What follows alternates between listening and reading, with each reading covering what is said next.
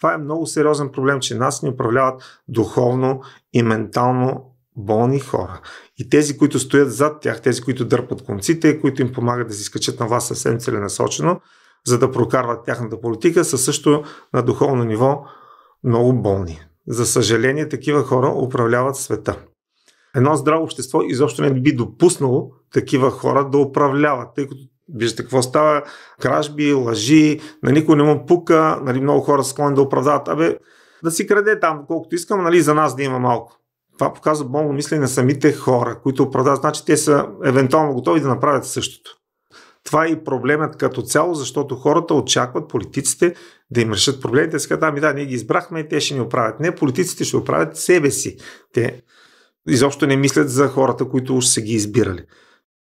Ако в него преобладава егоизъм, нарцисизъм, желание за притежание на всяка цена, това показва, този човек е болен на най-високо ниво.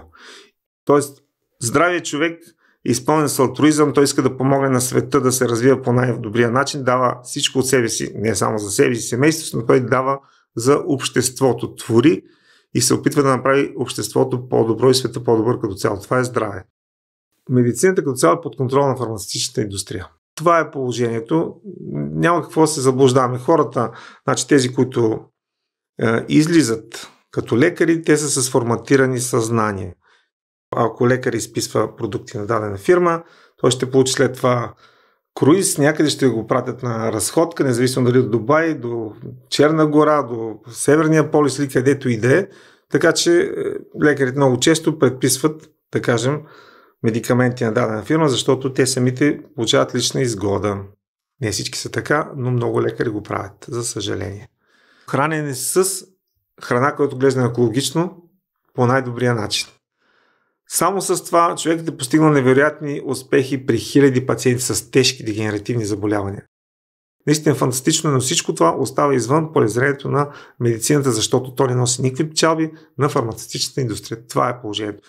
В същото време да ви дадат да се храните с насекоми, с изкуствено месо, да ви ограничат по всякакъв начин, не само физически, да ви спрат храната, както и ГМО-то. Виждате как натискат, за да бъде прието навсякъде, а пък известно е, че определени ГМО продукти, и аз говорих за това миналия път, могат да доведат до стерилизации. Това съвсем целенасочено може да се прави, или пък до промяна в генома. Ние изобщо не знаем даже какво се случва, няма никакви изследвания широкомащабни.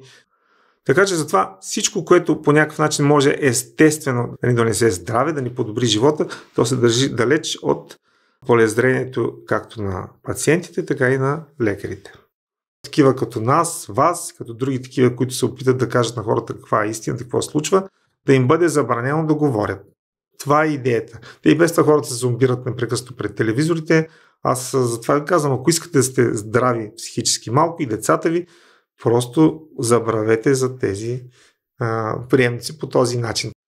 Всъщност болестта, за съжаление, медицината не приема като вик на душата да оправиш ти своя живот. Например, тя може да е точно това.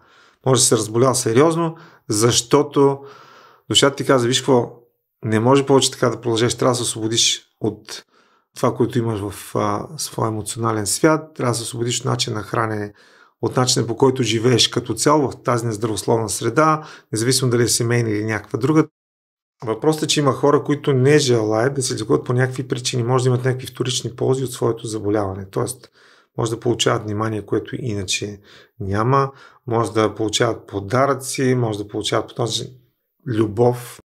Добре би било всички родители да изчистят своите родови травми преди да имат деца, защото тези травми се предават и енергоинформационно. Много често ние виждаме как една и също убеждение върви през поколенията.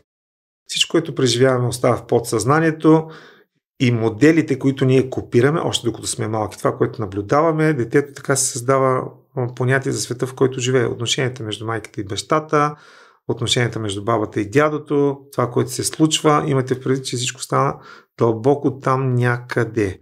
Детето вижда и си казва, значи така трябва да се държиме един към друг. Разбирате, това става модел на поведение. Така правят бащите с майките.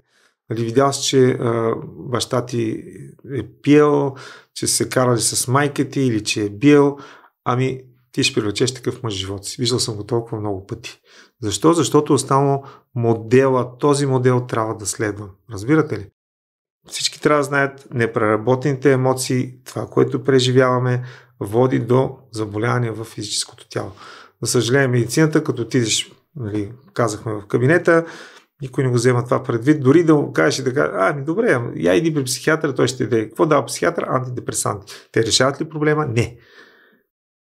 Холистично лечение е индивидуално и търси, защото се оказва понякога проблема в предишен живот. Независимо дали някой вярва в прераждане или не.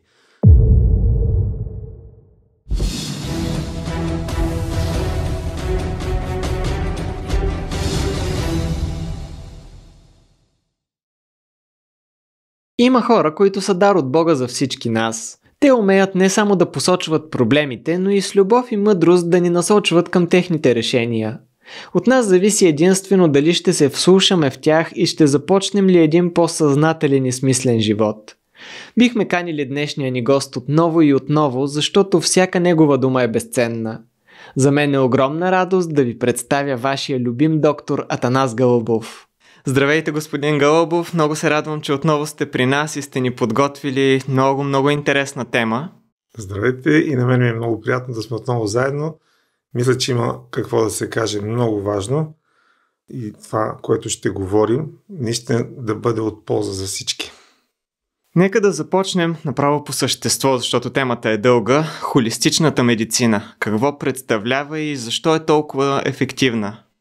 Аз първо искам да кажа хората, които не са изгледали предишните две предавания, да го направят на всяка цена, тъй като това, което говорим, има връзка. Всичко, което казвам, е свързано с плановете на новия световен ред, с това, което се случва и с състоянието на медицината и здравеопазването към момента.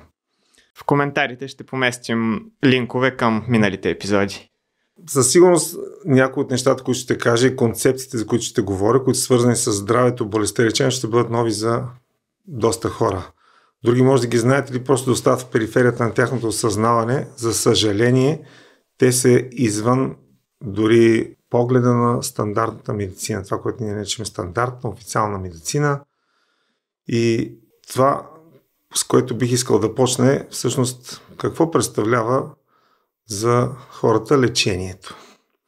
Примерно, човек има някакви оплаквания, той или детето му, боли го глава, има киселини, болят го червата, има болки по ставите, не се чувства добре, не му се иска да ходи на работа, не става сутрин и какво ли не, отива при семейния лекар или отива при някой специалист или пък семейния лекар го изпраща някъде, съответно го преглеждат набързо, поставят му диагноза депресия, улцерохематичен колит или астма, грип, каквото ще да човека до някъде се успокоява, нали? Като има диагноза, той очаква диагноза и се започва лечение. Дават му там, изписват му някакви медикаменти или го пращат при други специалисти, изследвания и така. Само, че въпросът е това ли е лечението? Защото много хора свързват лечението именно с това. Имаш оплаквания, отиваш при лекаря, той те преглежда за няколко минути, изписва ти рецепта, защото хората очакват да им се изпише нещо и се прибират вкъщи и почват да пият. Аз искам да ви прочета каква е формулировката на СЗО за здраве. Така, здравето е състояние на пълно физическо, психическо и социално благополучие, а не просто липса на болест или недъг. И сега ще разберете как тази формулировка нищо не означава. Аз, както говорих в предишното предаване, организации като СЗО са направени с цел да обслужват интересите на тези, които ги контролират, на тези, които им плащат сметките, те си подбират съответните хора, които са готови да ги обслужват. Така че СЗО като цяло не работи нито в глобален, нито какъвто да е локален план за подобряване на здравното състояние на хората, дори точно обратното. Но сега искам да разгледам всъщност какво представлява болестта и какво представлява здравето на първо място. Като цяло, още от самото начало на медицинската мисъл, при няколко 2-3 хиляди години, са тръгнали в две посоки. Едната е тази, която смята, че човек е общо взето това материално тяло, т.е. това, което се случва в тялото, трябва да бъде третирано с някакви физически средства и това, което се случва в ума и в съзнанието, то остава някъде в периферията, извън лечебния план. Значи на болестта се дава някакво име, някакви симптоми се събират, групират се, те се обединяват в болест, дава се име и тя се лекува като такава. Значи стандартният подход не лекува болния човек, той лекува болести. Само че сега ще разберете колко е погрешно това. Тъй като болестите при всеки човек се изразяват по различен начин. И няма къде да срещне навънка, нали, болести като ревматизъм, улцерохронологичен колит, астма или каквото и да е. При всеки човек те се изразяват индивидуално, но това е другата част от погледа върху здравето, болестта и лечението. Аз първо ще поговоря за тази, която е ограничената, която е основната, която използва съвременната медицина. И така в течение на вековете се е оформил, голяма част от лекарите са наблегнали именно на тази част, че човек е като една машина, трябва да даваш там нещо, с което да мажеш, да пие човека нещо, каквито да са оплакваните, да го правиш по този начин. Много сериозен така подкрепа получава този всъщност подход към човека, когато се развива теорията за специфичната етиология, там с откритията на Луи Пастьор, откриване на микроорганизми, бактерии, после вируси, гъби, паразити, какво ли не. И се решава, че всяка болест трябва да има някакъв причинител, който да я предизвиква и те търсят именно конкретния причинител, независимо дали ще е вирус, бактерия или каквото и да е. Съответно, този метод на работа и този начин на лечение, в кавички слагам тая дума, е много изгоден за фармацевтичната индустрия и изобщо за медицинската индустрия като цяло, тъй като не се лекува причината, а когато човек дойде с оплакване, най-често се дава нещо, което е за самите симптоми, т.е. чисто симптоматично. С други думи, стандартната медицина не лекува причини в огромния брой случаите, а тя се занимава с последствията. Само че когато се занимаваш с последствията, ти обикновено потискаш проблема. Ще говоря специално за това, защото и хората, които не са лекари, и самите лекари, огромната част от тях, изобщо не са наясно какво се случва в резултат на потискането на различни нива. Другия подход, това е холистичния. Холистичен е от гръцки холос, цялостен или казват още интегрален подход, това пък от латински означава едно и също. Цялостен, може да кажа на български точно това, или всеобемащ, всеобхватен, това е българското значение на думата. Така че този подход разглежда човека не само като единство от физическо тяло, ум, емоции и духовна същност, а освен това разглежда човека в средата, в която живее. Сега ще разберем колко е важно всичко това. Надявам се всички да гледат целите предавания, защото това, което ще го разкажа, нали, трябва да дадем на порции и не е възможно изведнъж да кажа какво се случва. И така, идеята на този подход е не да търсим просто конкретен причинител, а да видим човека в цялата седа какво се случва в неговия живот. Тоест това, което се изразява като болест, дали е в резултат на начина по който живее, на самата обстановка, на храната, която яде, или е в резултат на някакви стресове или нещо, което се е случило в неговия живот. Аз мисля, че го казах в някои от предишните предавания, но при нас хората, които идват, особено при лекари като мен, те си идват със своите житейски проблеми и всъщност техните физически заболявания често са дестилат точно на техните психологически и житейски проблеми. И представете си какво прави стандартната медицина. Отива човека, казва си това и това и това. Естествено, там няма подробен разход. Добре, ти какво ти се е случило в живота, какъв живот всъщност водиш, имаш ли семейни проблеми, какво детство си имал. Всички тези неща, общо взето те и в обучението на студентите, като идея за това какво се случва и какво има значение за възникването на болест, те не се разглеждат изобщо. Или е нещо някъде в периферията. Но това всъщност е в основата на заболяването и на поддържането на здраве. И веднага искам да кажа нещо, което стандартна медицина изобщо не прави като цяло. Изобщо системата на здравеопазване не се занимава с профилактика. Профилактиката е първото нещо, което трябва да се прави широко мащабно, в което да участва държавата, в което да участват различни специалисти, защото това, което ядем, ни изгражда чисто физически. И не само това, но това, което ядем, може да стимулира различни заболявания чисто на физическо ниво. За огромно съжаление, ви виждате какво става и каква битка се случва в момента, защото една там групичка иска тук да обслужи интересите на големите западни фирми, да се вкарат ГМО продукти. Освен това, като цяло, рафтовете в магазините, хранителните магазини от всяка вид са пълни с храни, които всъщност не са храни. Те съдържат всевъзможни отцветители, посладители, консерванти, овкусители, какви ли не палмови олио и не знам си какво друго. Пълни са с ГМО соя, с нишесте, с сол, с захар. Ако влезете и прочетете на различни консерви това, което се съдържат, аз мисля, че нормален човек, който е обучен да знае какво е добре за неговото здраве, никога не би ги пикнал. И ако има държава, наистина, ако има държавни институции, които се грижат, които са осъзнати, които знаят, които не са корумпирани, те естествено биха направили нещо, така че здравето на народа да започне още от процеса на изхранване. Тоест това, което се предлага като продукти в магазините. Аз искам да ви кажа за една много интересна книга.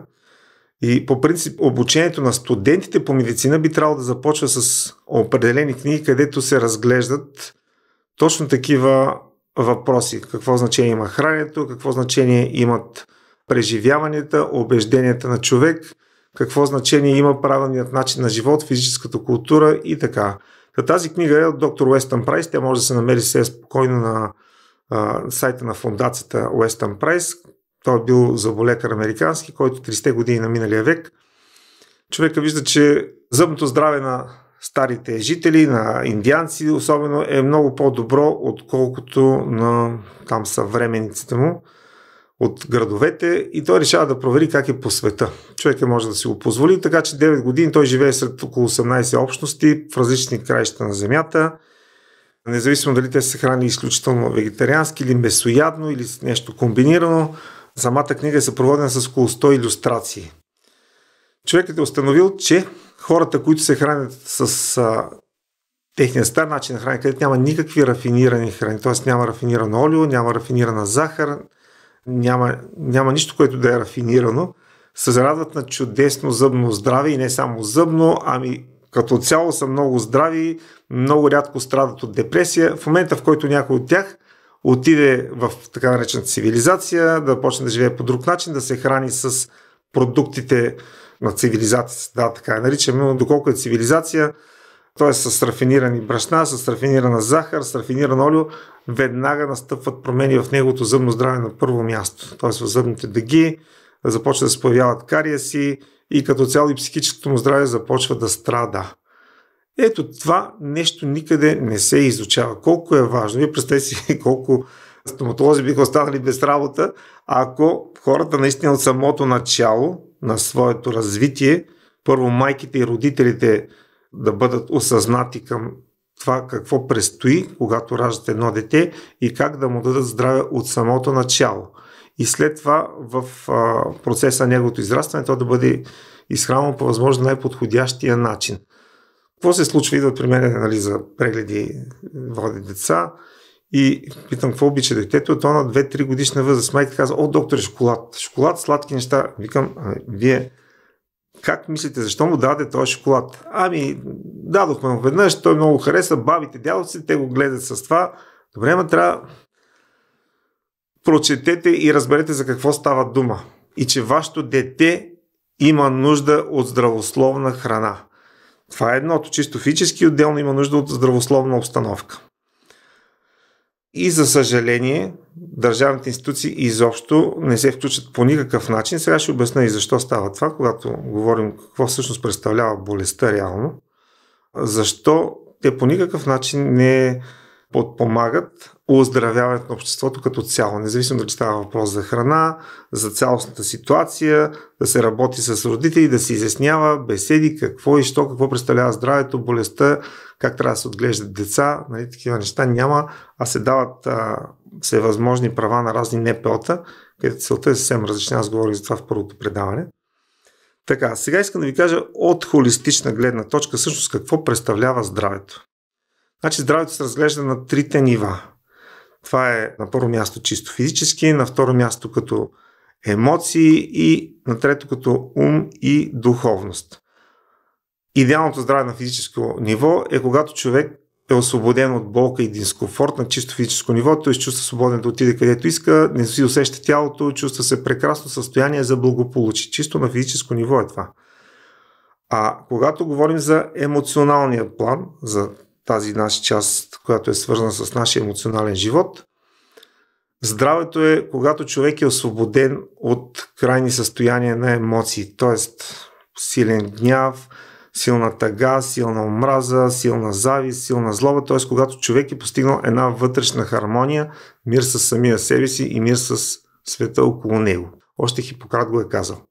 Така че това е второто ниво. Вие прецените само на този етап колко хора са болни. А третото вече, което е на ментално и духовно ниво, е свързано с това как човек възприема себе си в средата и света, в който той живее. Тоест, ако в него преобладава егоизъм, нарцисизъм, желание за притежание на всяка цена, това показва този човек е болен на най-високо ниво. Тоест, здравият човек е изпълнен с алтруизъм, той иска да помогне на света да се развива по най-добрия начин, дава всичко от себе си, не само за себе си, семейството, но той дава за обществото, твори и се опитва да направи обществото по-добро и света по-добър като цяло. Това е здраве.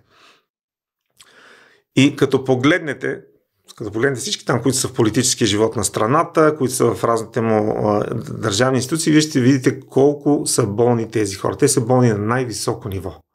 Нали? Едно здраво общество изобщо не би допуснало такива хора да управляват, тъй като виждате какво става, кражби, лъжи, на никой не му пука, нали, много хора са склонни да оправдават. Той да си краде там колкото искам, нали, за нас да има малко. Това показва болно мислене на самите хора, които оправдават, значи те са евентуално готови да направят същото. Това е много сериозен проблем, че нас ни управляват духовно и ментално болни хора. И тези, които стоят зад тях, тези, които дърпат конците, които им помагат да си скачат на вас съвсем целенасочено, за да прокарват тяхната политика, са също на духовно ниво много болни. За съжаление, такива хора управляват света. Така че, когато ние преценяваме, когато някой дойде при нас за преглед и когато дойде си каже проблемите, идеята е да се опитаме да разберем на какво ниво, какви проблеми има. Трябва да е ясно, че много хора не осъзнават, особено тези, които са болни на най-високо ниво, ментално и духовно, те изобщо не осъзнават, че има проблем. За тях това е нормалното. Такива хора при нас не идват за лечение на своите такива проблеми на високо ниво. Някои хора има, които го осъзнават, но това са много малко. Обикновено, ако дойде такъв човек, той ще чисто за физически оплаквания.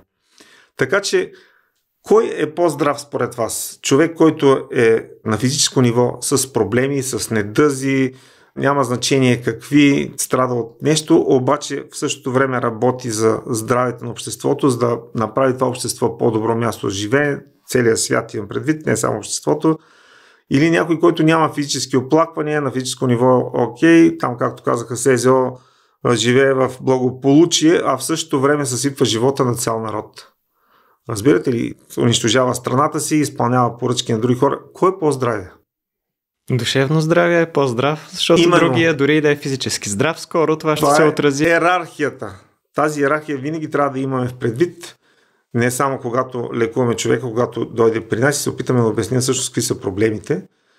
Или когато някой дойде за негов близък и каже, доктор, така и така имам проблем с сина, с дъщерята, и ти като разпиташ, се опиташ да разбереш за какво става дума. Но обществото не би трябвало да допуска изобщо такива индивиди до каквито и да било позиции на власт, тъй като те разболяват, те са като рак, буквално, който метастазира надолу и разрушава цялото общество.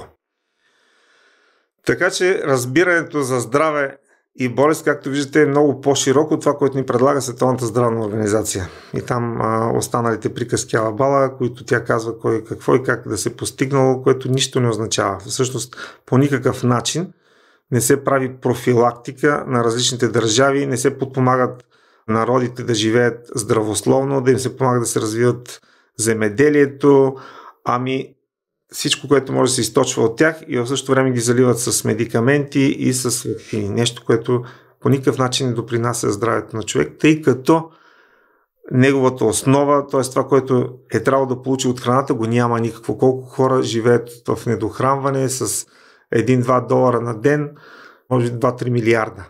Нямат достъп до чиста вода. Как може тези хора да са здрави, които имат минерални, витаминни дефицити?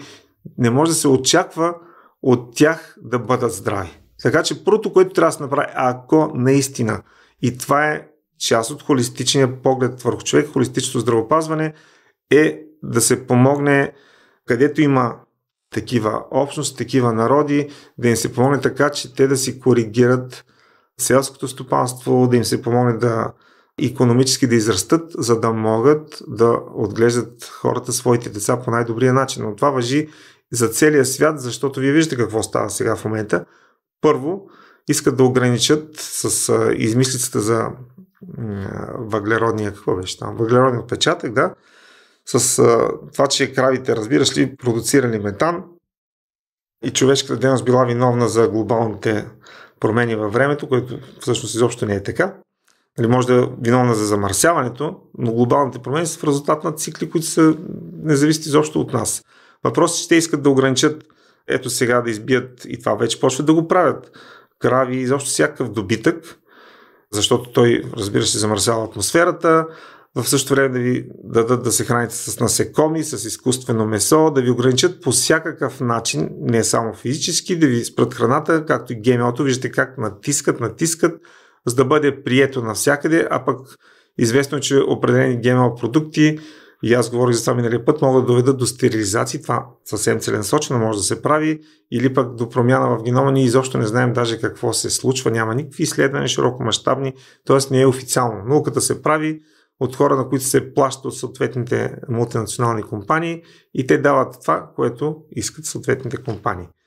Така че, тук там си излизат хора, учени, които всъщност са точно на високо ниво здрави, които се опитват да кажат на хората как стоят нещата, но по всякакъв начин медии и други учени, съответно платени, се опитват да заглушат техния глас, да ги изкарат луди, некомпетентни и по този начин да попречат на света да разбере на къде отива. Така че това е първата част, която е чисто физическата. В книгата си едно компрометиращо първенство, това е издадено още преди може би 30 години от професор Чудомир Мерджанов. Като става дума за профилактика, това искам да го кажа. Той говори за проблемите, които има реално българинът по отношение на своя начин на хранене, своя начин на виждане на това как трябва да се поддържа здрав. И това, което отбелязва професор Чудомир Мерджанов, аз съм го писал в Световната конспирация, съм го цитирал, е, че точно българинът абсолютно неглижира това, което може да му донесе наистина здраве, тъй като България е на първо място по инсулти, инфаркт или поне на едно от първите места, по смъртност, преждевременна смъртност, също е с много ракови заболявания, диабет втори тип.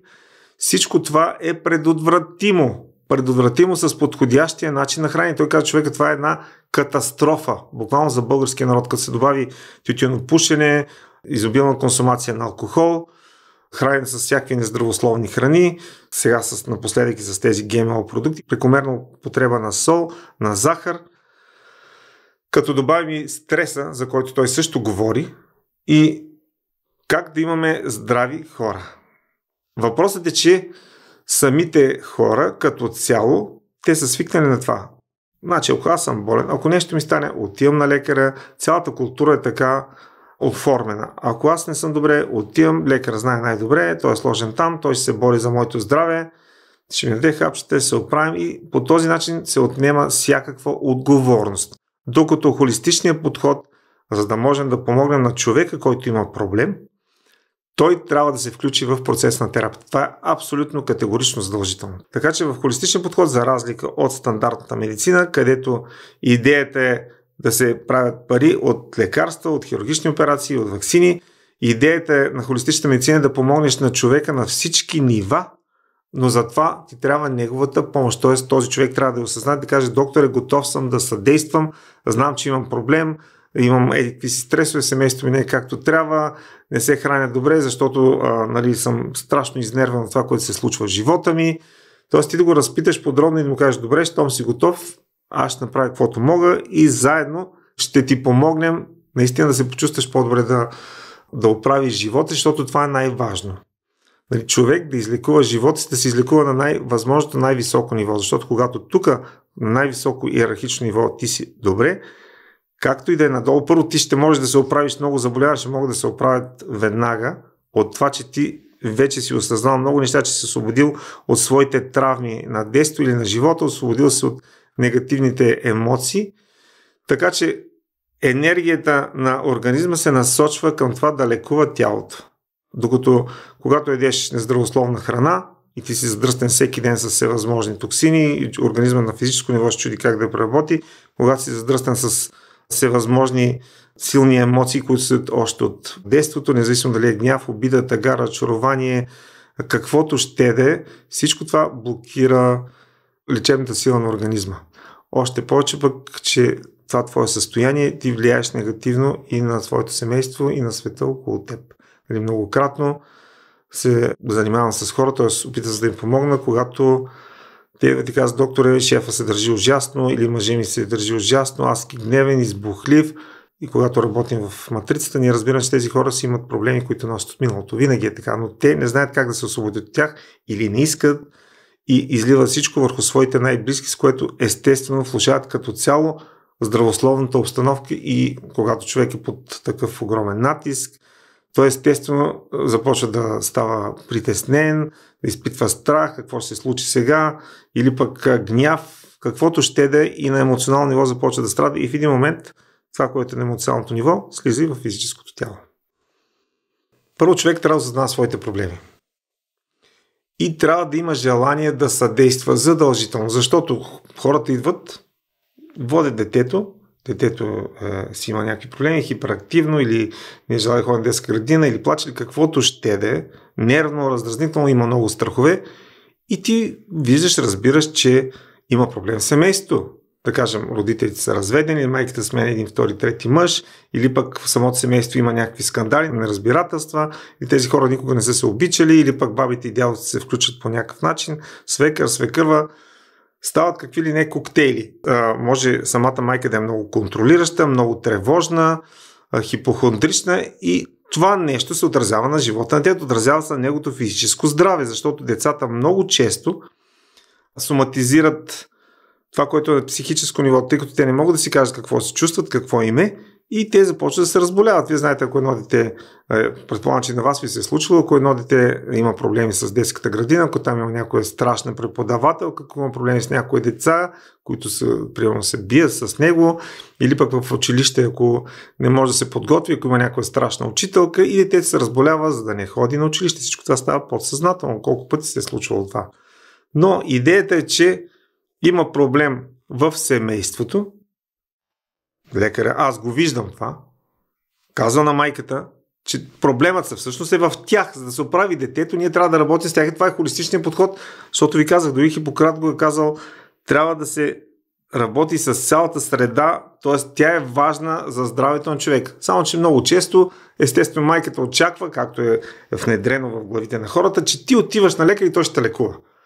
Да, няма как да стане. Казвам го на хората не е отговорно, защото проблемът много често е в средата, в родителите на детето, а не в самото дете.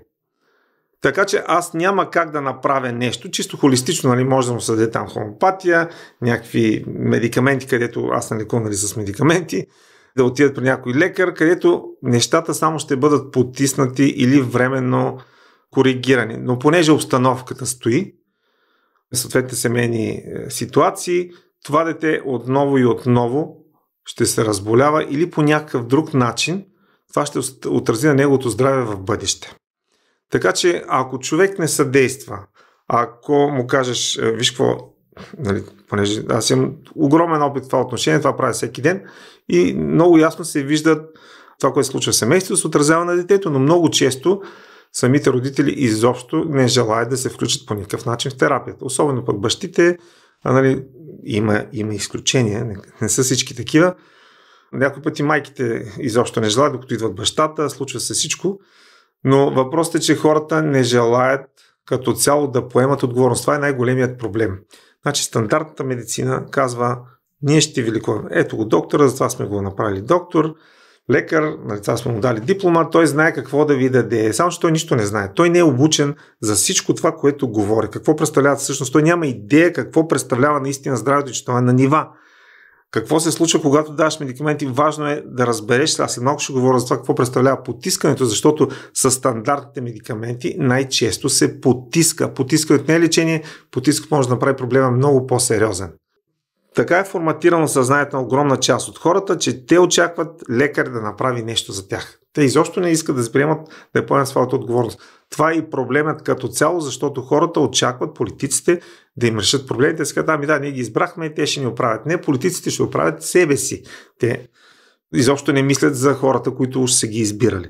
Така че това като цяло представлява холистичния подход, изисква категорично задължително съдействието на човек. И освен това, ако преценим, че първо на това дете му липсват определени минерали или пък витамини, много често се наблюдава дефицит на витамин D. Много често. И затова такива хора боледуват и при възрастни, и при деца. Това трябва да го имат предвид родителите, както и доста хора имат дефицит на витамин B12. Така че ако се съмняваме, примерно, този дефицит трябва да се покрие. Важно е как се храни детето, да разговаряш с родителите, не да дадам всевъзможни шоколади, сладки неща и какво ли не, чипсове и всякакви букуци, където какво има в тях? Нищо няма. Така че това е на чисто физическо ниво и след това вече ние се опитваме да обясним на родителите какви проблеми има и как би могло да се помогне по друг начин. Стигат те да искат, защото някои хора идват за хомеопатия, но те пак очакват лекар да им даде нещо и това да се оправи. Добре, ма и хомеопатията не е панацея, няма панацея, няма метод, който да е подходящ за всички, да е подходящ за всякакъв проблем. И когато им обясниш, че всъщност проблем може да се оправи по друг начин, много от тях не желаят да се включат, защото не искат да поемат отговорност. Това е. Искат да си живеят по стария начин. Ако може, ти да им дадеш нещо, те да не правят никакви усилия, а всичко да има наред. Няма как да стане. Дали отговорих на въпроса? Отговорихте прекрасно. Споменахте за дефицита на витамин D, който е доста масов в наши дни. Как може да се предотврати? Как да се предотврати с този начин на хранене? Няма как. Аз ви казах за... Просто се обръщам към всички зрители, които говорят английски, да се потърсят книгата, тя е много богато илюстрирана, за съжаление на английски, и да прочетат, да видят разликата между тези, които се хранят с нерафинирани храни по техния си стар начин и тези, които се хранят с рафинирано брашно, рафинирано олио, рафинирани въглехидрати от всякакъв характер, с захар, сол. Така че ако храната, а тя става все по-лоша и все по-лоша. Вие виждате какво жито се внася, изобщо пшеницата, която в момента се предлага, дали е такава, каквато би трябвало да бъде, каквато беше преди 40-50 години, или е фуражна, какво съдържат всички тези храни, които се предлагат на пазара, ами те, ако са преработени, рафинирани, ако са изчистени от тези основни съставки, как ще се набави детето или възрастният този витамин D? Слънцето само не е достатъчно. Друго, което бих искал да кажа, не знам какъв е следващия въпрос, но това, което прави стандартната медицина е нещо много, специално в България, направо бих казал, че е ужасно, масовото предписване на антибиотици. Значи, това е изключително неоправдано. В 90% от случаите, понеже лекувам и деца, и възрастни, и хора, които ходят и при своите джипита, и при специалисти, влетява майката в кабинета търпяща. Докторе, казаха ми, че детето гърлото му е червено, може да слезе надолу, да стане от бронхит и списа антибиотик. Това нещо може да се оправи много бързо и при положение, че няма никакъв сериозен проблем, няма пневмония, няма бронхиолит, няма нищо драматично. Веднага, не знам кой ги обучава тези лекари, защо, откъде са го научили това нещо, докато старите педиатри не бяха така, веднага започват с антибиотици, дори и за най-малкото оплакване. Значи, до 6 годишна възраст на дете антибиотик трябва да се дава само в изключително крайен случай. Тоест, ако не може да се помага нищо с помощта на народната медицина, с хомеопатията, окей, ако се стигне до това, но лекарите, не знам защо го правят това, масово плашат и възрастните, и децата, може би те самите не познават нищо друго, тях не са ги научили, че може да се лекува по друг начин много по-бързо, безопасно и без странични ефекти, или пък може би за усвояване на клинични пътеки, защото има такива варианти, вкарва детето в болницата, изобщо няма нужда от това, или възрастния, и така, усвояване. За съжаление, това уврежда вътрешната флора на децата.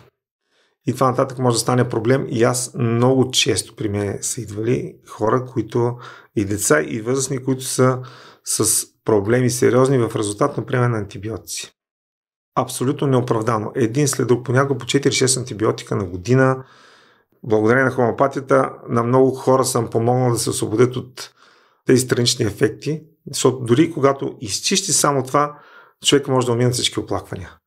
Защото в хомеопатията това го наричаме миазъм, т.е. замърсяване на организма, независимо дали ще е с антибиотици, с кортикостероиди, с противовъзпалителни, които може да блокира лечителните сили на организма. Добре, а щом този холистичен подход е толкова ефективен и това познание го имаме от древността, защо не се изучава като нещо основополагащо в медицинските университети? Точно това обясних, че като цяло, аз и предишните предания го казах, медицината като цяло е под контрол на фармацевтичната индустрия. Това е положението. Няма какво да се заблуждаваме. Хората, значи тези, които излизат като лекари, те са с форматирани съзнание. Те после създават същите тип лекари. И ако ти от самото начало не си попаднал на нещо друго, не си се излекувал самия ти с някакъв друг метод, независимо дали да кажем с упражнения от йога, или с здравословно хранене, или с гладуване, или с акупунктура, рефлексотерапия, или каквото и да е, ти няма как да се отклониш от това стандартно виждане. Значи аз преди, колко беше, 25 години някъде бях на един курс такъв, опреснителен, тогава ще работех, нали, в полето на стандартна медицина и вече практикувах хомеопатия. Там се бяха събрали колеги, които бяха само общо практикуващи от различни краища на страната и трябва да кажа, че всичките бяха неудовлетворени от резултатите и от това, което могат с методите на стандартна медицина. И аз им казах, вижте какво бе хора, има хомеопатия, с нея може да се постигне това и това, вземете, прочете. Те, да, така ли, ама това им беше интересно до тук. Разбирате, никой не каза, добре, дай да видя, искам да отида на курс, за какво става дума, молите се, посочи ми книги. Разбирате, че хората седят и не желаят да направят нещо, не желаят да си отворят съзнанието. И това е огромният проблем. И цялата медицина е така структурирана, че тя учи лекарите, че лечението е даването на медикаменти, хирургия, фини, общо взето това е. Разбира се, става въпрос за огромни печалби. Огромни. И понеже на такива високи постове се поставят хора, които естествено служват тази индустрия, затова нищо не се променя. Затова на студентите по медицина, ако им споменат нещо за хомеопатия, за гладолечение, за фитотерапия или каквото да това са разни, оставете ги те неща. Някой може да помогне, може да не помогне, може да е плацебо, даже това са шарлатани и шмекери, разбирате ли? И по този начин се форматират умовете на младите лекари. Така че как искате да излезете, ако човек не преживее нещо, което да го извади от този оттъпкан път, той ще продължава да си кара така и ще приема, че това е нормално. Но в същото време индоктринират като цяло популацията, че лечението е отиваш на лекар, той знае добре, той ти дава нещо, ти се оправиш, няма нужда ти нищо да правиш и това е всичко.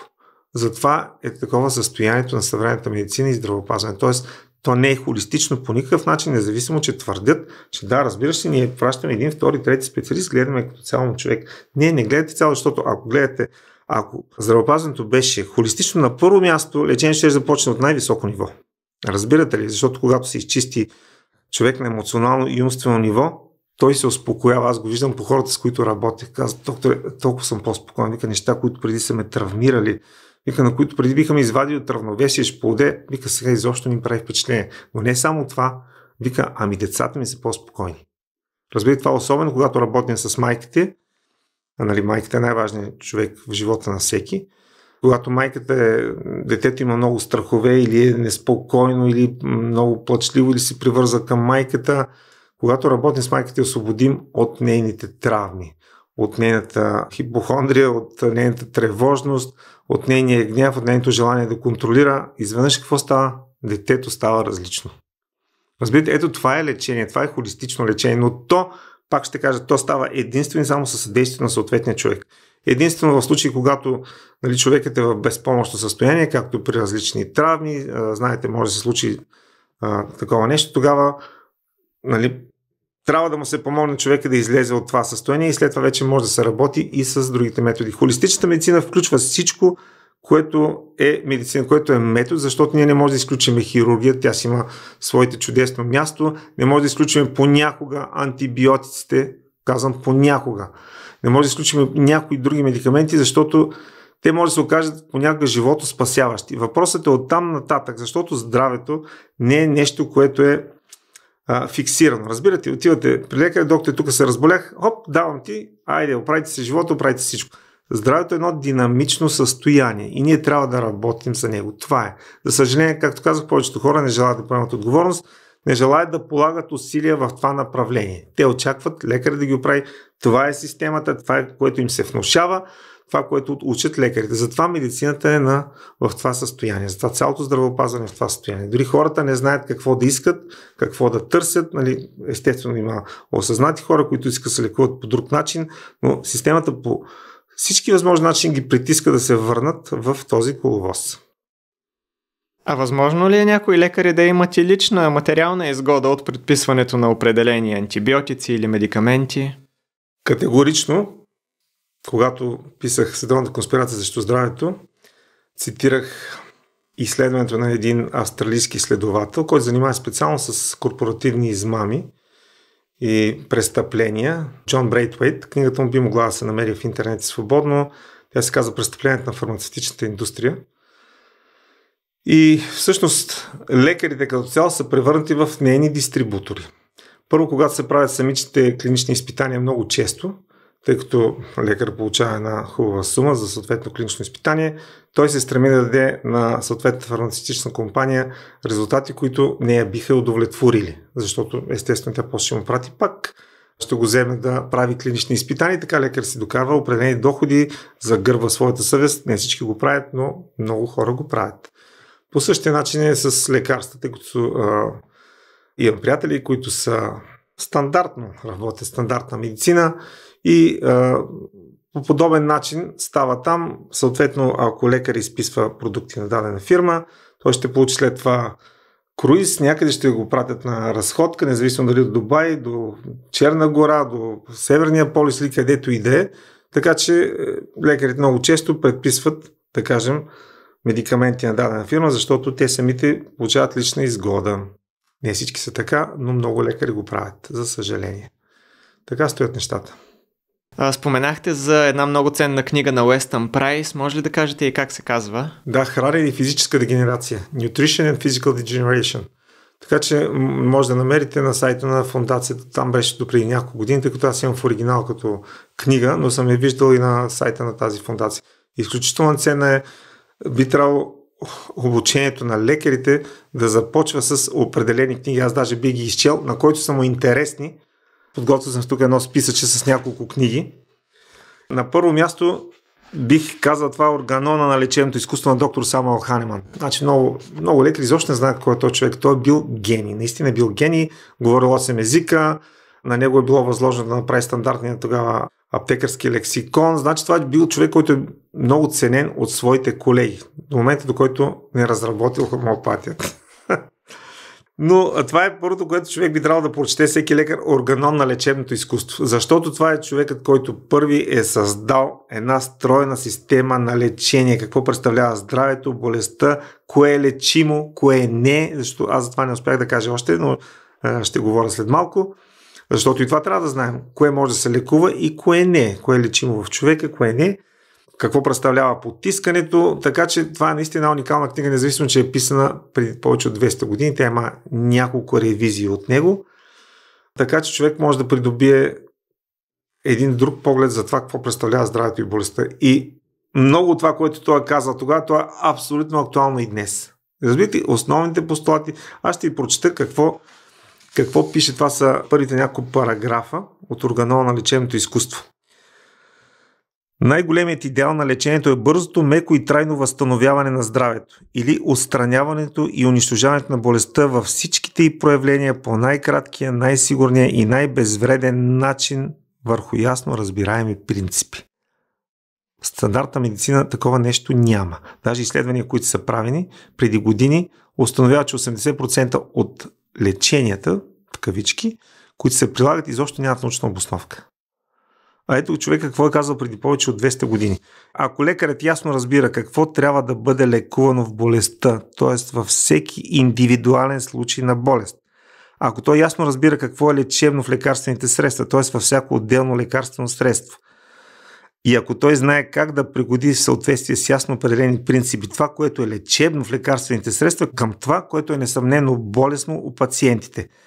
По този начин възстановяването да бъде окончателно, тогава той разбира как да лекува разумно и рационално и представлява истински практик на целебното изкуство. Вижте каква огромна разлика с това, което се прави в момента. Това е казано преди повече от 200 години. Ето, лекарят е също така и пазител на здравето, ако познава факторите, разстройващи здравето и причиняващи болест и знае как да предпази от тях здравите хора. Това, което съвременните, и не само съвременните, защото аз съм от студенти по медицина преди там колко години вече, 80-те, бъдещите лекари изобщо не им се вменява кое е важно наистина за здравето. Тях им се вменява, че лечението е влиза човека, ако е в болница или там амбулаторно, ти му изписваш обикновени медикаменти или го насочиш да му направят хирургия или той трябва да си бие там някаква инжекция, знаем за какво става дума. До тук се изчерпва всичко. Докато, както виждате, още преди 200 години Ханеман е казал какво всъщност представлява. Цялата книга е просто уникална. Но тя изобщо не влиза в полезрението на стандартната медицина. Друго, което бих препоръчал, аз казах и миналия път, тази книга на доктор Сю Гюнтер, която е "Защо любовта има значение и как обичата съдейства за оформянето на мозъка на бебето". Изключителна книга, която е точно за млади родители и моето предложение към хората, които стават родители, е първо да си изчистят травмите, които имат от детство, защото това, което имат със себе си, го предават на своите поколения. Ще говорим пак за това. Аз говорих в миналото предаване, това, което може да направим с пренареждането на матрицата. Тоест всичко това, което си преживява, всичко това, което тежи, всички тези модели, които си усвоил на отношение към детето, към света, към своите връзки, всичко това може да се промени.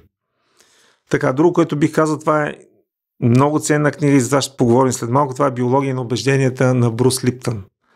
Защото убежденията са тези, които създават нашия живот. Не само, но те може да променят начинът, по който се експресират нашите гени. И затова се надявам да имам време да кажа нещо. Промени убежденията си, промени живота си. Това е на Карл Досън, автора на метода пренареждане на матрицата. За да видят хората как убежденията може да определят това, което се случва в живота на човека. Признанието на един лекар еретик от американския педиатър доктор Робърт Менделсън. Аз съм го цитирал в Световната конспирация срещу здравето. "Тялото помни" на професор Бесел Ван дер Колк. Чудесна книга. Значи той е психиатър от Бостън. Човек цял живот се занимава с травмите. Как това, което преживяваме на емоционално ниво, се отразява на нашето физическо тяло. Не само те са свързани. Човек може да изпадне в дълбока депресия, паника, атаки и всичко това. Книгата е много добра. Естествено, книгите на натуропата доктор Бернард Дженсън, който показва с помощта на хранене, прочистване на организма, понякога някои добавки, но хранене с храна, която глежда екологично, по най-добрия начин. Само с това човекът е постигнал невероятни успехи при хиляди пациенти с тежки дегенеративни заболявания. Ако не ли покажеш това на някой лекар, съвремен ще каже, това не е възможно. Човекът прилага снимки, истории, наистина е фантастично, но всичко това остава извън полезрението на медицината, защото то не носи никакви печалби на фармацевтичната индустрия. Това е положението. И аз спомням за един случай, който бях описал също в Световната конспирация, когато канят там някакъв лекар. И той каза, че много добре се лекуват определен тип епилептични припадъци при деца с определена диета. И това е изследвано в един от най-престижните медицински университети в света. Джон Хопкинс, мисля, че беше. И те го питат, добре, защо това не се прилага? Ами отговор бил, защото нито една фармацевтична компания не стои зад него. Разбирате ли за какво става дума? Така че затова всичко, което по някакъв начин може естествено да ни донесе здраве, да ни подобри живота, то се държи далеч от полезрението както на пациентите, така и на лекарите. А всички хора и всички болести ли могат да бъдат излекувани? Не, вижте сега. По принцип, болестта е една. Това е промяна на състоянието на динамичното равновесие в организма. Независимо дали ще наречем грип, артрит, астма, синдром на раздразнено черво или каквото и да е. Идеята е всеки човек да се гледа индивидуално какво е причинило тази болест. Защото при един може да е абсолютно нездравословният начин на хранене, на живот, при друг може да са големи ядове, които има в работа или в къщи, или някакви травми от преди, нещо, което не е било силно изразено, но е стояло много дълго време, или може да бъде комбинация от фактори. Така че идеята е първо да бъде човекът много добре разпитан какъв му е проблемът и защо това се получава.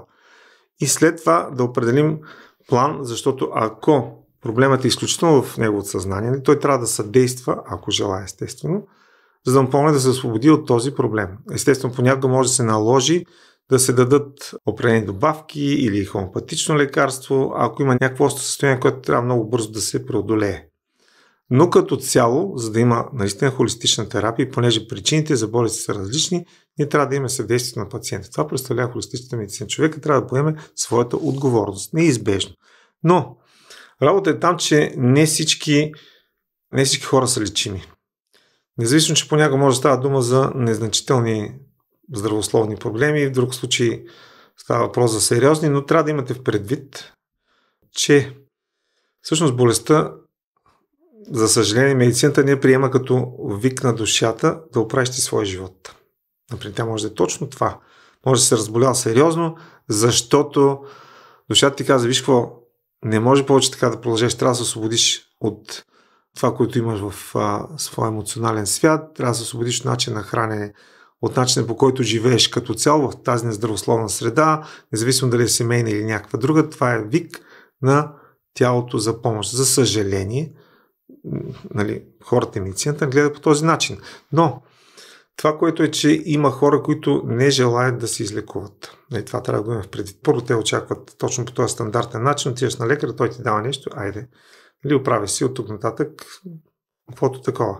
Но въпросът е, че има хора, които не желаят да се лекуват по някакви причини. Може да имат някакви вторични ползи от своето заболяване. Тоест, може да получават внимание, което иначе няма, може да получават подаръци, може да получават по този любов, дали е любов или не.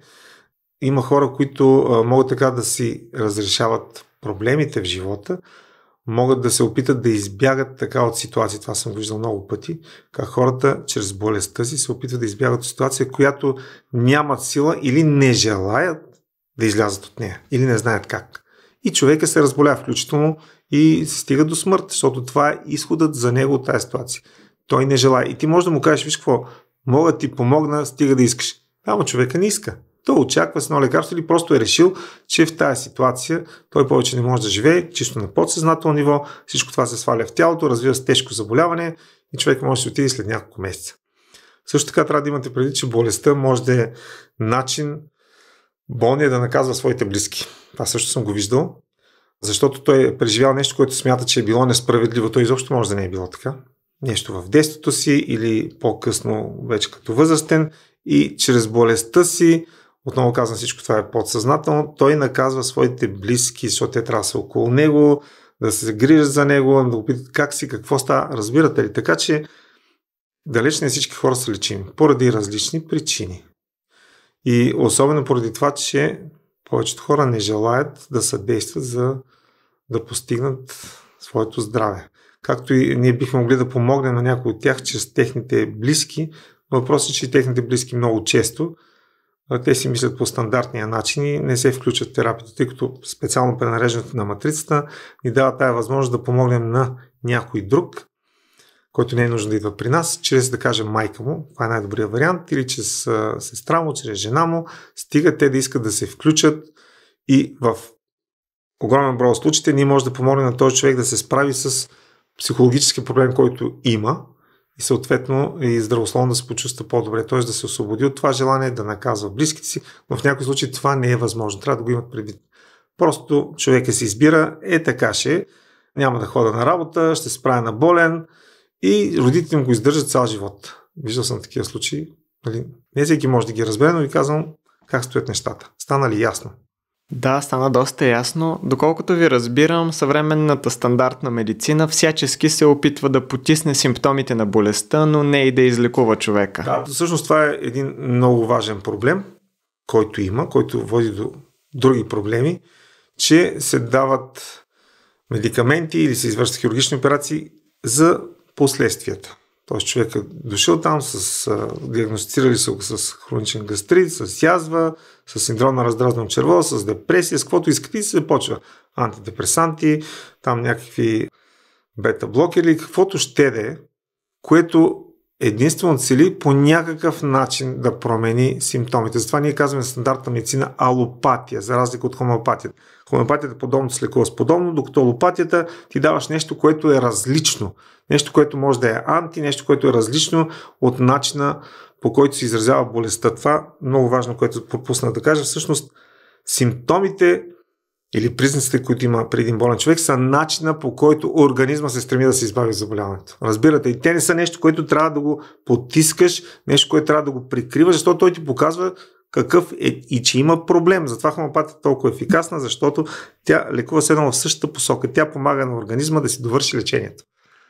Докато когато ти даваш нещо, което е много често се получава потискане и сега затова искам да кажа, защото това го виждам непрекъснато в моята практика. Това се знае още от времето на Ханеман и аз изрично предупреждавам всички майки, които идват при мен, никога да не мажат децата си с кортикостероиди и изобщо с разни медицински кремове, също които съдържат цинк, защото те могат да потиснат проблема. Какво представлява също потискането на физическо ниво? Маже се детето, той има да кажем атопичен дерматит или обрив или алергичен обрив, нещо, което е по кожата. Понякога организма може да се справи с това потискане, обрива изчезва, окей. Но много често, дори и при възрастни хора, но при деца става много лесно, болестта, тъй като това е начин организма да се освободи от вътрешен проблем. Това, че е на кожата, не означава, че проблема е тук на кожата, а става дума за нещо, което е вътрешно. И по този начин потискате болестта и тя се проявява като астма съвсем скоро.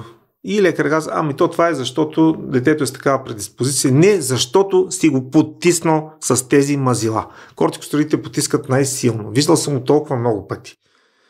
С антибиотици също може да се потисне. Така че потискането може да доведе до много сериозен проблем. Въпросът е следният, че лекарите, самите лекари, обикновено те нямат идея. Те казват, сега ще потиснем възпаление, сега ще потиснем това обривче. Те ти го казват, сега ще потиснем за тях. Това е терапия. Да накараш симптома да изчезне. Само, че това не е терапия. Караш симптома да изчезне, само, че болестта остава.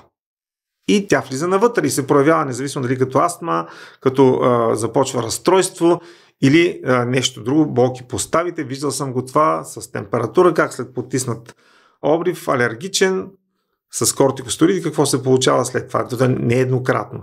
Но проблемът е, че потискането може да отиде нагоре към другите отдели. Ние казваме иерархията.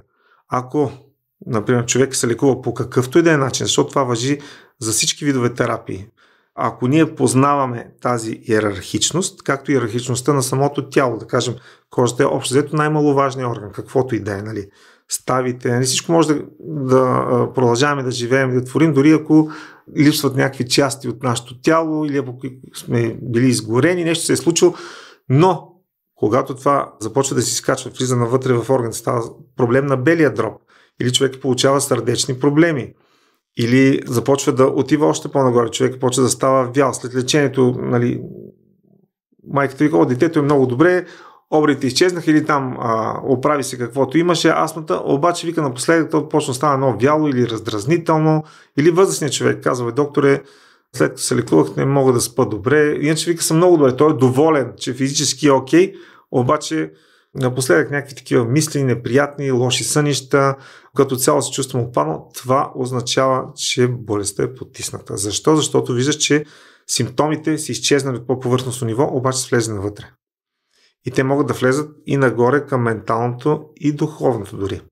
Така че стандартно почти никой не обръща внимание на това, защото няма знание за това. Разбирате, никой не ги учи, че когато потиснеш една болест, че симптомите са начина, по който организмът се опитва да се справи с тая болест, докато ти ги потискаш, ще направиш нещо много по-сериозно. Тоест ще вкараш болестта навътре и после почваш да го лекуваш за нещо друго и болестта може да влезе още по-навътре и така нататък. Отделно като добавим и страничните ефекти на медикаментите. Това е потискането чисто на физическо ниво. Пак ви казвам, това е изключително сериозен проблем. Ние редовно се сблъскваме с него и трябва след това да се опитаме да върнем нещата. Независимо дали с хомеопат или по друг някакъв начин. Това не винаги е възможно, защото понякога е влязло много навътре и са станали промени чисто анатомични, които не могат да се възстановят. Хората трябва да го имат преди, защото те идват при нас в крайен случай вече, когато са опитали всичко друго, какво ли не, години наред са пили и очакват за един ден или за една седмица да им се промени всичко, да се оправят, няма как да стане. Това искам да го кажа на хората, защото това също е много важно. Много хора са ходили къде ли не, с месеци, с години, са пили, тъпкали с какви ли не медикаменти, антидепресанти, с мазила или имат житейски проблеми от години. Идват и очакват с една сесия или с едно хомеопатично лекарство изведнъж да им се отвори небето. Няма как да стане чисто физиологически. Просто ви го казвам. Тъй като за лечението изисква някакво време. И понякога това може да отнеме месеци, може да отнеме 1-2 години, за да се възстанови човек от всичко това, което е бил болен, всичко това, което е било потиснато. Така, освен потискане на физическо ниво, има потискане на емоционално ниво. Това също е много проблемно. Знаете, много хора не си изразяват емоциите или са преживели нещо като малки. Ние говорихме за това реакцията на замръзване, когато човекът, независимо дали в къщи се случва нещо, вижда нещо между родителите или него го наказват, или каквото и да е. И целият този гняв, тъга, болка, мъка, каквото ще да остава в него. Той го е потиснал, понякога хората до там стигат, че когато дойдат при мен да работим, той няма емоции. Той ги е забутал там някъде, прикрил ги, защото е било много болезнено, за да се справи с живота, да може да продължи напред, той е трябвало да потисне тая болка. Само че тази болка, потискането на тази болка, или му е засипала живота, или е довела до чисто физически заболявания, защото тя трябва да отиде някъде, трябва да се изрази по някакъв начин. И по някой път с такива хора е трудно да се работи, тъй като те не могат да стигнат до емоциите си. С някой така и не може да се направи каквото и да било, защото всичко са го оставили много дълбоко. Така че емоционалното потискане и начинът, по който ние не знаем как да се справим с това, което ни се е случило, всичко това може да ни разболее. И освен това страдат другите наоколо. Много често, това го забелязвам в хората, с които работя. Нали, това е стандартно, то при всички хора е така всъщност. Това, което си преживял и стои в теб като гняв, а гневът е една много разрушителна емоция. Този човек, да кажем, не е получил любовта, която иска от майка си, която е, или от родителите си, изобщо те са били студени хора. Или се е случило баща му много тормоза, или е бил алкохолик, или е тормозал майката. Каквото и да е, всичко това се е натрупало в него. И естествено то стои, тъй като няма никакъв израз, този човек излива всичко върху своите близки. И те страдат и съответно какво става? Детето почва да има проблеми, жената не се чувства добре, или пък ако е на работа, виждал съм такива случаи колкото искате, когато шефа си излива всичко, което има, всички неблагополучия, които има в къщи, които има от детство, си го излива върху своите подчинени, независимо колко добре те се справят с работата, която им се възлага. Така че това е потискането на емоционално ниво, може да доведе до много сериозни заболявания. Трябва да си има предвид. И има и потискане на духовно ниво. Това се получава също. Хората, които естествено тръгват по някакви духовни пътеки, които медитират, които правят разни практики, те също много добре могат да си потиснат проблемите, които имат. Те мислят вече, че са духовни, като са медитирали и всичко им се е оправило. За съжаление не е така. Емоциите стоят, те не могат да се изчистят с медитации. Не могат да се изчистят с мисловни практики. Те стоят в нашето тяло, чисто физически ние ги усещаме. Затова много хора след като работят с тях казват: доктор, отпуснаха ми се раменете, почна да дишам спокойно, защото всичко това, което той е преживял, целият този гняв е бил в него. Той си стои в енергийната система на тялото. Не случайно ли в традиционната китайска медицина се знае, този меридиан е свързан с гняв, другия е свързан с любов, третия е свързан с скръб и съответните органи. Така че потискат своите преживявания. Това не значи, че са излекувани. Те стоят там, съответно тези хора могат да почнат да се отнасят студено със своите близки, почнат да виждат света по различен начин.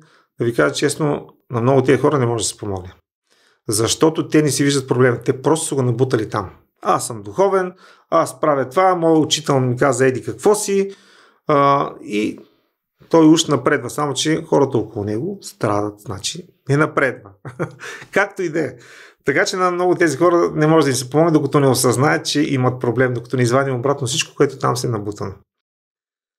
Докато говорихте за потискането на физическите симптоми, се сетих, че може би най-честия симптом в днешно време е високата температура. Хората бързо да я свалят с лекарства. Правилно ли е това?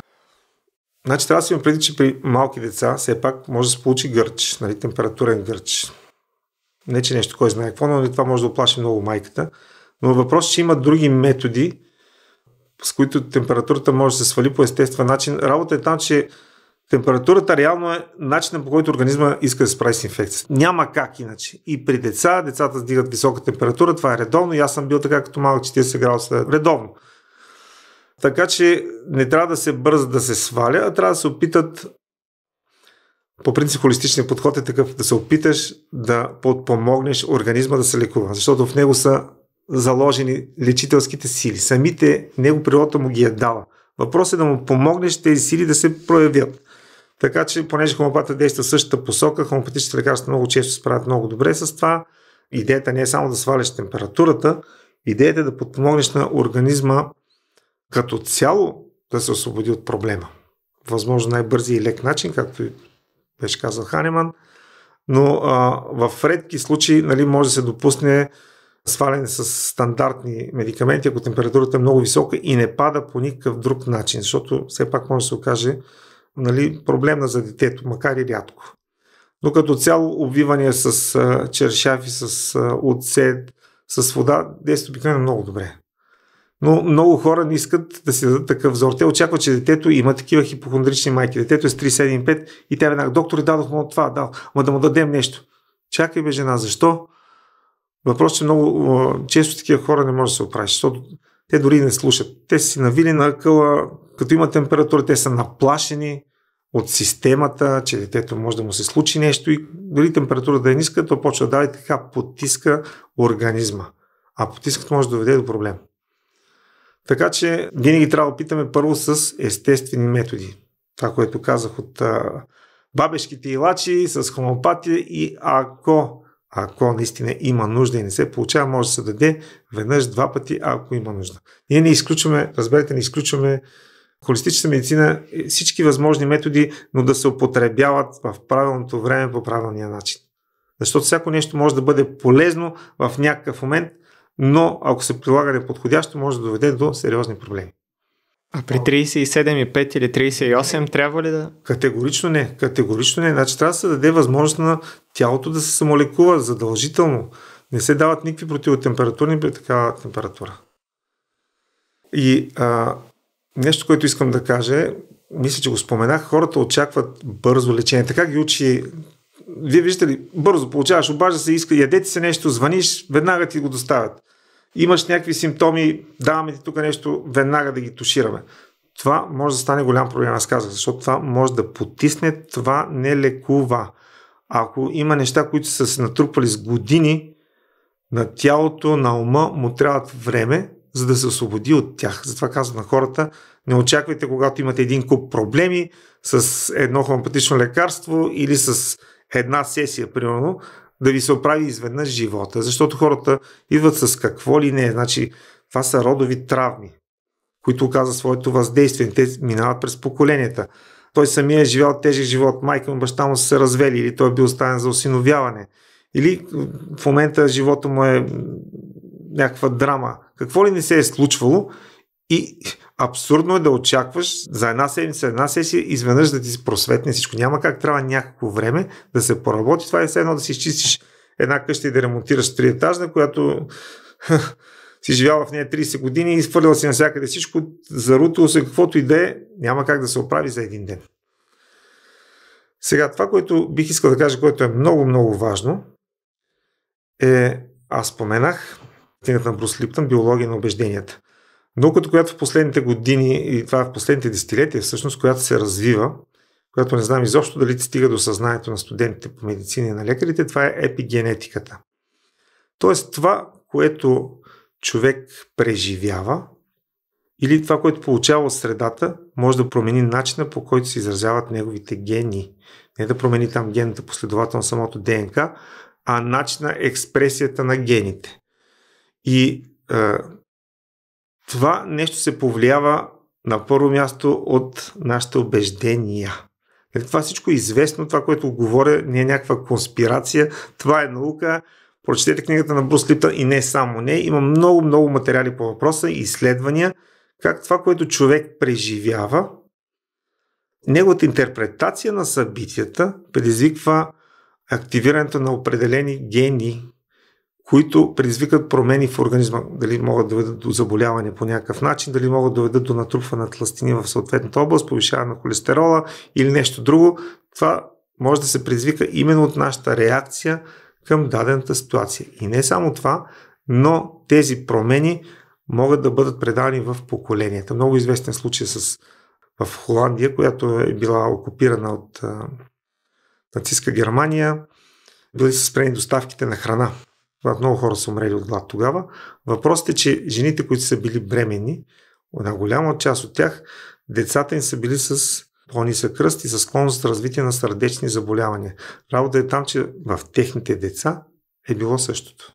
Тоест, това, което са преживели самите майки, се предава на поколенията.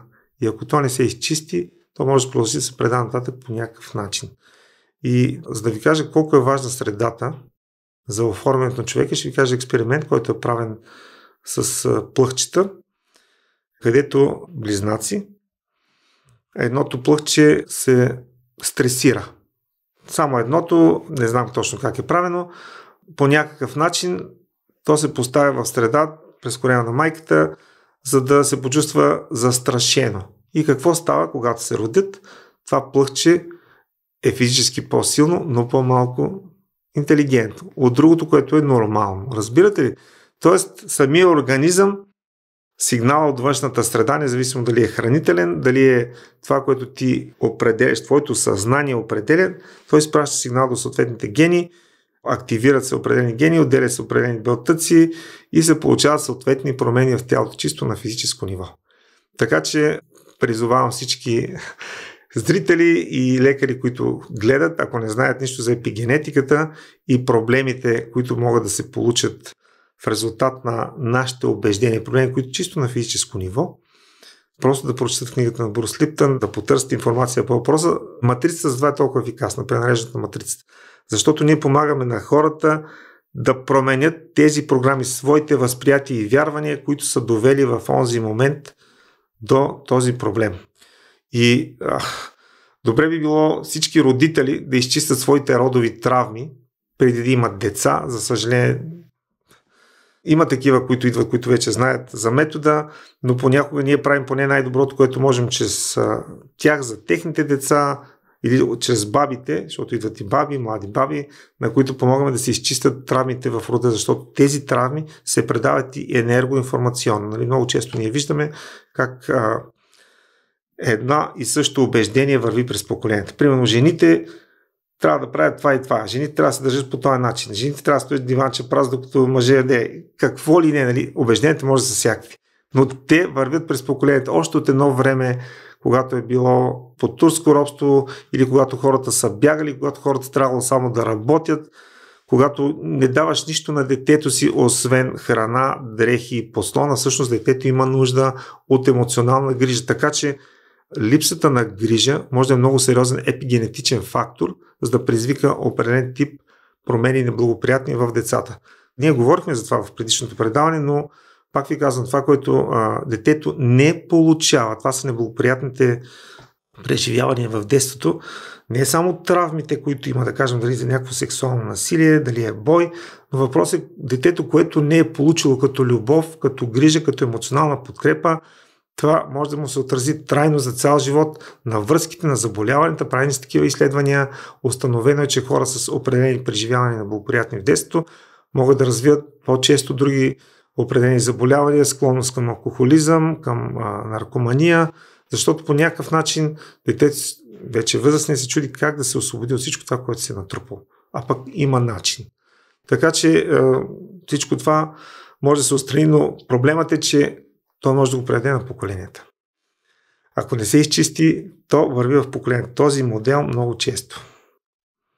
След миналото видео с вас имахме даже няколко въпроса в коментарите, доколкото си спомням, за това, че методът тест действително е много ефективен. Дали има някаква безплатна алтернатива за хора, които не могат да си позволят? Всъщност това, което аз правя, е пренареждане на матрицата с тест, което е по-задълбочено. Казвам и човек сам не може да си помогне с това. За някакви проблеми може. Значи тест за някакви проблеми елементарни може да си помогне човек, но като цяло това изисква познание за работа на ума и опит. Защото има технологически, тънкости, които човек, който не е практикувал дълго време, не само да е учил, но да е практикувал дълго време, няма как да ги знае.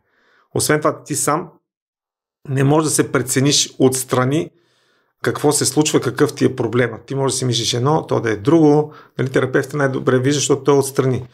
Нищо не пречи хора да опитат, но при мен си идвали много хора, които казали: доктори, бях на курс, правих си тест няколко месеца, но никакъв ефект.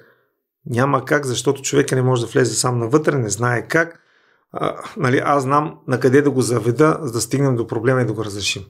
Така че човек може да опита, но изглежда просто, но не е толкова просто. А каква е ролята на подсъзнанието за възникването на различните болести? Всъщност, огромна част от болестите се дължат точно на това.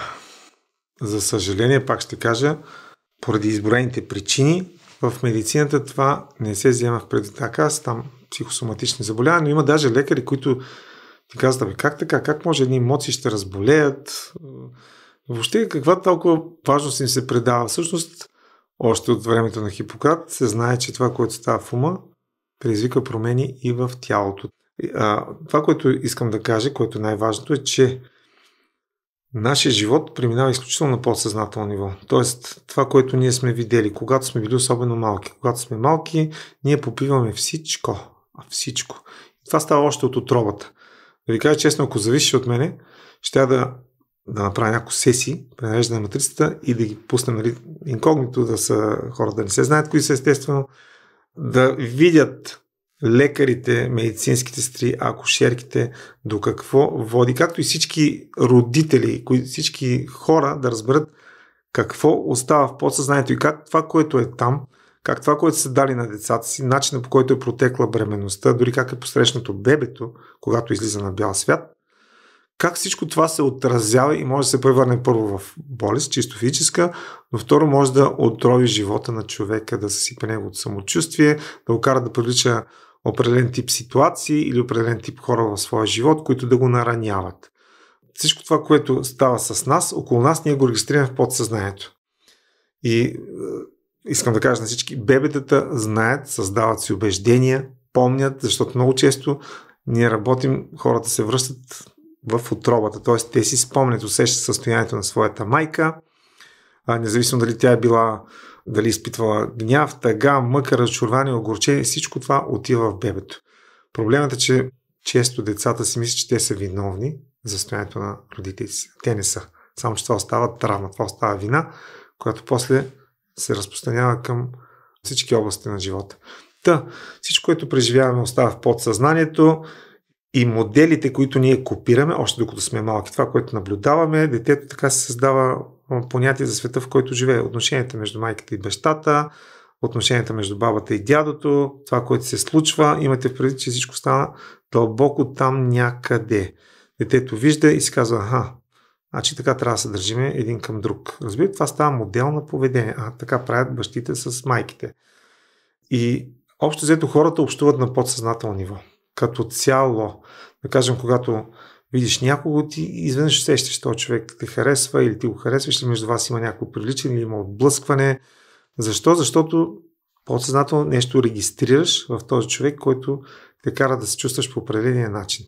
Освен това, което е в подсъзнанието като убежденията, които ти си създал, вярванията, твоите модели, всичко това изпраща определен знак към околния свят. Тези, които резонират на подходяща честота, които се търсят такъв като теб, т.е. ти изпитваш вина, изпитваш срам, добре, ще дойде някой човек, който продължава да те кара да се чувстваш точно по същия начин.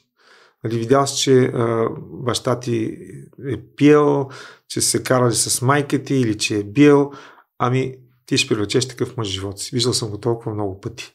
Защо? Защото останало модела, този модел трябва да следва. Разбирате ли? И преживяванията, които ние имаме, както казах, наричат ги неблагоприятни преживявания в детството, и всичко, което се случва след това, тъй като организма реагира на това, което става чисто емоционално, то се задейства тук определена система, физиологически, хипофиза, лимбична система, рептилски мозък, говорихме за всичко това. Отделят се определени хормони и тялото изпада в борба, бягство или замръзване. Като казах, че най-опасната с най-сериозни последствия е реакцията на замръзване, в която човекът нищо не може да направи, изпитва безпомощност, същевременно след това излизат всякакви чувства на гняв, мъка, тъга, обида, огорчение. Всичко това стои в организма и то води след време до физически заболявания. Защото много често, когато човек е решил, че той е виновен, да кажем, детето гледа майката и бащата се карат. Това е редовно. И детето си казва, явно те се карат заради мен, аз не съм детето, което са искали, или детето се чувства ужасно необичано. И то или се мъчи да направи нещо, или изпада в състояние непрекъснато в очакване какво ще се случи, някаква тревожност. Само че това нещо провокира отделяне непрекъснато на съответните хормони. Това може да става въпроси за възрастен човек, който е в някаква ситуация. И ти непрекъснато почваш да поддържаш организма някакво състояние на тревожност. То става твоето обичайно състояние, само че това изчерпва в организма. И в един момент следва заболяване. Затова при жените толкова често има проблеми с щитовидната жлеза, тъй като те много често си протискат проблемите. Затова това е редовно, дали ще е Хашимото или нещо друго. Така че всички трябва да знаят, непреработените емоции, това, което преживяваме, води до заболяване в физическото тяло. За съжаление, медицината, като отидеш, казахме в кабинета, никой не го взема това предвид. Дори да му кажеш и да кажеш, добре, я иди при психиатъра, той ще даде. Какво дава психиатър? Антидепресанти. Те решават ли проблема? Не. Те могат да потиснат това, което симптомите, могат самите антидепресанти или анксиолитици да имат своите странични ефекти, независимо дали ще е загуба на либидо, надаване на килограми, склонност към самоубийствени мисли и какво ли не. Тези неща съм ги описал още в Световната конспирация срещу здравето. И те се знаят от психиатрите. Въпросът е, че не се търси дълбоката причина. Ето това е холистична медицина. Търсим причината, но това става с съдействието на самия пациент. Ако го няма, не може да го лекуваме холистично. А можем ли по психосоматичен път да направим обобщение за причините за дадено заболяване? Артрит, колит или нещо друго? Не. Значи, чел съм такива книги, където пишат хората, които имат артрит, имат проблеми с еди какво си. Хората, които имат астма, не може да се каже. Значи проблема затова е индивидуално. Лечението, холистично лечение е индивидуално и търси, защото се оказва понякога проблема в предишен живот. Независимо дали някой вярва в раждане или не. Значи, случвало се до сега няколко пъти поне, които проблемите, които има човек в този живот, идват от миналото. Може да проблема да е от утробата на майката, може да е след това от началото на детството, което най-често се случва, но такива въобще са категорично нереални. Така че не го свързвате с това. Винаги търсим какво може да е довело до... Защото чисто просто може да е физическо. Може човек да е злоупотребял с храни, може да е минал на някаква строга диета, защото и злоупотребите с диети и с гладуване също могат да доведат до проблем. Забравих да кажа една много ценна книга "Гладът като лекарство" на професор Юрий Николаев. Човекът е бил невролог, психиатър, помогнал на хиляди хора само с гладолечение. Това е контролирано в здравна обстановка, правят се изследвания. Въпрос, че хиляди хора са освободили от проблемите си без никакви лекарства. Само, че това също не влиза изобщо в центъра на образованието медицинското. А в тази информационна епоха, в която живеем, наблюдавате ли повишаване на здравната култура на българите? При мен идват много хора, които са решили, вече търсят помощ, от немай къде. Но ти виждаш пак как някои от тях очакват ти да им дадеш нещо и те да се оправят. Но има и много хора, които търсят, искат да се освободят от травмите, които имат, заради себе си, заради децата си, заради внуците си, което е чудесно. Но като цяло смятам, че това, което беше казал професор Мерджанов, като цяло здравната култура на българина под всякаква критика. И въпросът е там, че хората не желаят да мислят, не желаят да поемат отговорност и разчитат на това, което им се дава от стандартните медии. Това е ужасяващо. Значи в стандартните медии няма да получите информацията, която ви трябва, за да бъдете здрави, за да знаете какво се случва по света или в България, тъй като медиите те обслужват именно всички тези корпорации, тези, които стоят зад тях, които командват всичко. И във връзка с това се сещаме, ето сега предложение отново на шефа на СЗО, който каза, че всички алтернативни медии, всички източници на информация, които не са официални, трябва да бъдат забранени, анихилирани. И защо? Не само това не го казва само той. Урсула фон дер Лайнен, Шваб и всички тези там служители на новия световен ред заявяват също, че това било дезинформация, не трябва да се позволява на хората да имат алтернативни източници, т.е. такива като нас, вас, като други такива, които се опитат да кажат на хората каква е истина, какво се случва, да им бъде забранено да говорят. Това е идеята. Те и без това хората се зомбират непрекъснато пред телевизорите. Аз затова ви казвам, ако искате да сте здрави психически малко и децата ви, просто забравете за тези приемници по този начин. Тоест, забравете за тези програми, всякакви псевдоновини, всевъзможни глупави шоу програми, които има. Гледайте децата да стоят колкото се може по-малко на таблетите, на смартфоните, на компютрите, защото това нещо предизвика проблеми с мисленето и стеснява категорично периметъра на твоето виждане за света. Действително сме голям трън в очите на глобалистите и цензурата всеки момент ще удари хората, които са по-различно мислещи. Да, но това зависи от това хората дали са готови да поемат отговорност и да избират подобни болни, както ви казах, повечето политици, огромната част от тях и не само те, тези, които стоят на висши места в съответните агенции, независимо дали там са МВР-та, магистрати, както и здравната система, в образованието. Това са хора, които са болни на най-високо ниво. Значи такива хора не трябва в едно здраво общество, не трябва изобщо да заемат каквито са върхови позиции. Но, тъй като обществото не разбира, то очаква някой друг да го оправи, докато продължава така, нещата няма да се оправят. Стават все по-зле, както се вижда. Натискът е огромен, а тези хора, които са готови на всичко, за да останат на власт, да се получават бонусите, те ще направят всичко срещу народа, срещу държавата си. В наши дни все повече хора се оплакват от бърнаут. Изгърмяват им бушоните от живот в токсична среда, преумора, стрес, храна и всичко останало. Знаем колко са проблемите. Може ли да дадете някакви съвети? Откъде да започне един такъв човек? Откъде да започне? Значи пак ще кажа, няма кратко решение на проблема. Нали, ако човек очаква с едно лекарство, каквото ще да е то, или с това да се отдели за малко от средата, това няма да реши проблема. Човек трябва да разбере защо го прави това. Ако е в токсична среда, просто трябва да излезе от нея. Трябва да се разреши емоционалните проблеми, ако има такива, да се попита защо работя толкова. Дали това е, защото нямам изобщо никакви пари или някаква вътрешна причина, нещо се е случило в моето действие и аз трябва да докажа на баща си, че заслужавам неговата любов и затова полагам толкова огромни усилия. Човекът това може изобщо да не го осъзнава, но това може да е причина. Или майка ми не ме харесва такъв какъвто съм и затова аз трябва да правя всичко. Или човек се чувства непрекъснато виновен, че нещата заради него не са както трябва и той се опита да угоди на всеки. Идва един момент и казва жената: докторе, направо съм скапана, аз правя всичко вкъщи, аз уреждам какво ли не, моите хора нищо не правят. И какво става? Човек е вече скапан и си добре, що го правиш? Другите не могат ли?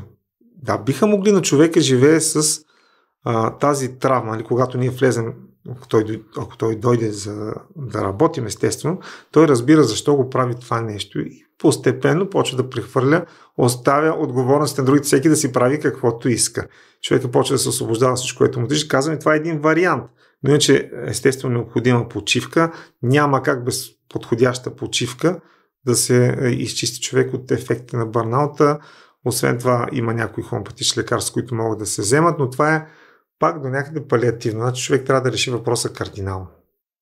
А каква е ролята на молитвата в холистичния подход? Какво да ви кажа? Това е тема, която е доста по-различна. Не всеки вярва. Аз лично съм проучил въпроса много.